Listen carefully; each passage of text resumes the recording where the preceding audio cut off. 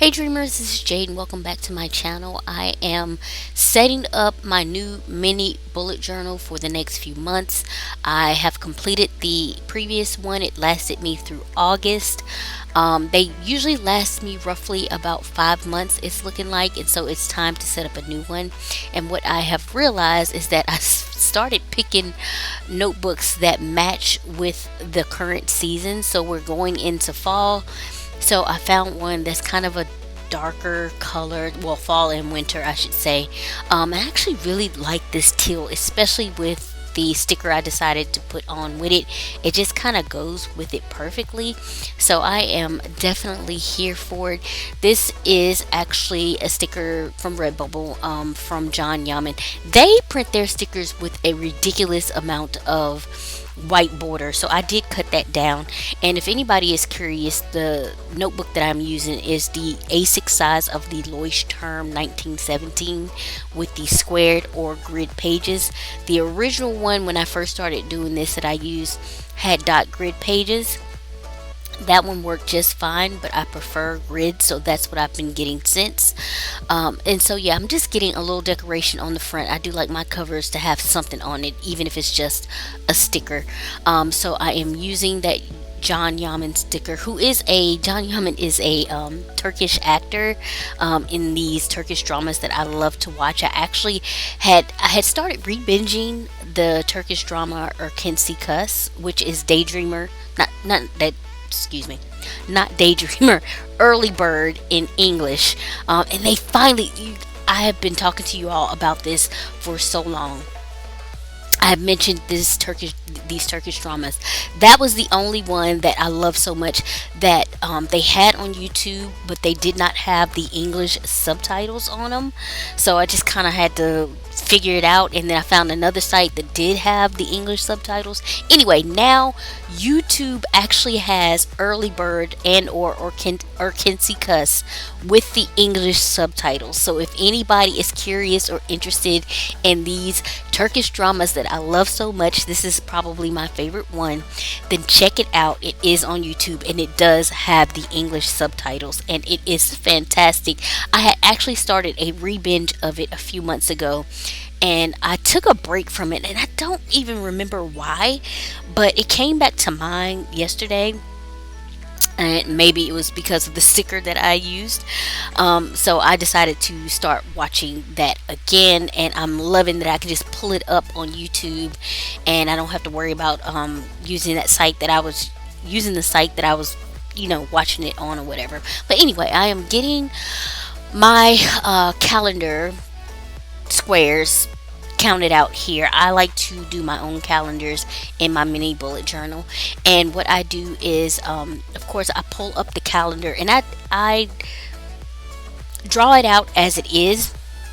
So I don't just do like a big square and then use it like that. No, I draw it out as it is, and for these lines and dots, I count 5 by 5. The squares are all 5 by 5, and I count up to start it. I count up 3 lines, as you can see from the bottom, unless for some odd reason I need 6 squares. Usually it's 5 for the month, and that should do me just fine. But every once in a while I'll need 6. So if I need 6, then I'll just start from the very bottom of the page and do it that way. So here, as you can see, I am getting down the shell of the calendar here, and I typically like to do it in pencil first, because there has been times when I have just done it in pen and messed something up, or where I started it in pencil and then I didn't do the complete thing in pencil and started going over it in pen and again messed it completely up. So to prevent all of that, I just do the entire thing with pencil now, and then I will go over it with my pen, which for this I like to use the uni pens that you all have seen in my stash. If you are a regular on this channel, you know that. Anything that I use, if anybody is interested in it, I will try and have a link for it below if I can find it. Uni pens are usually easy to find. I usually have that. That's like one of my standard links just because I like them so much and I use them pretty much in everything that I do at some point, even if it's just to write the date or something. It's going to get used. But I love to outline my calendar with my uni pen, and I do that just because it is an I think it's like an archive pen. I just know that it doesn't smear unless you like are rubbing in it like completely right away. And then like if you put any kind of wet medium over it, it's not gonna smear or smudge or anything like that.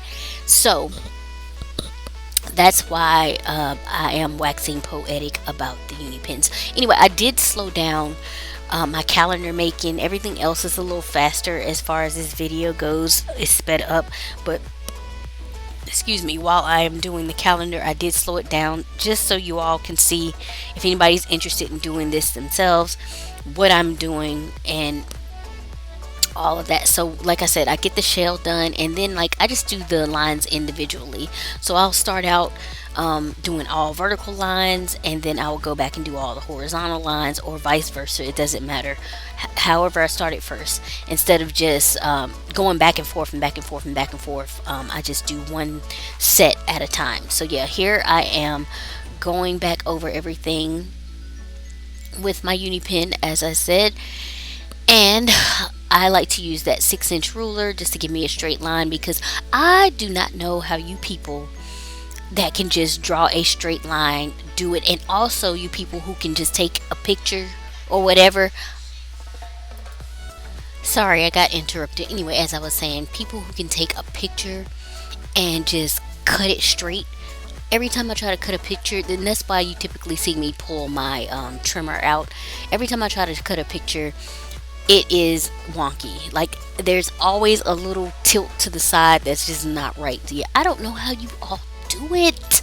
I am jealous. I am envious, and I am not afraid to admit that. So I think it is a ridiculously cool skill to have, and I just do not have it. So I will just have to trim my stuff out.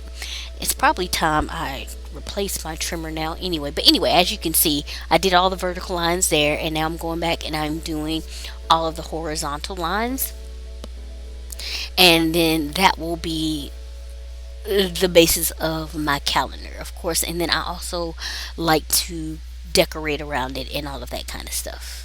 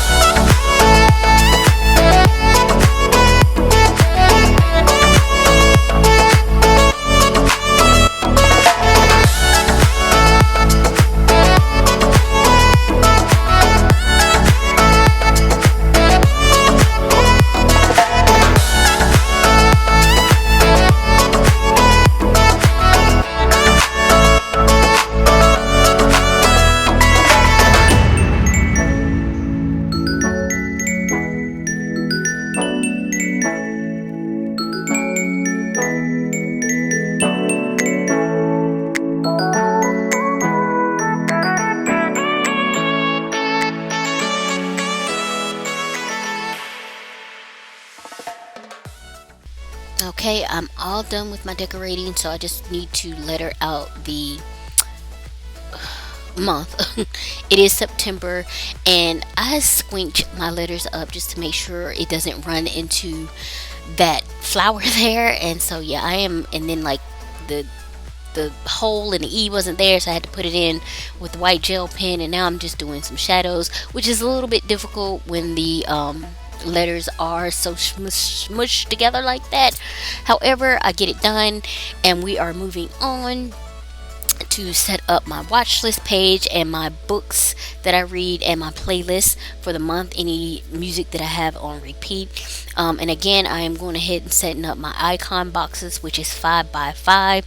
And as I complete a show, I will, if I haven't printed out my icons yet, I will just write it in what it is so I can remember.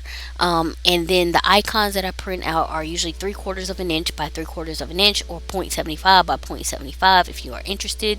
And so, and then I do a brain dump page and my online orders page, which I need to shift one over. My Hobonichi order, I was able to get it in on August 3rd, 31st, August 3rd, on August 31st, because that was the time in correspondence with September 1st in Japan, since they are 13 hours ahead of us.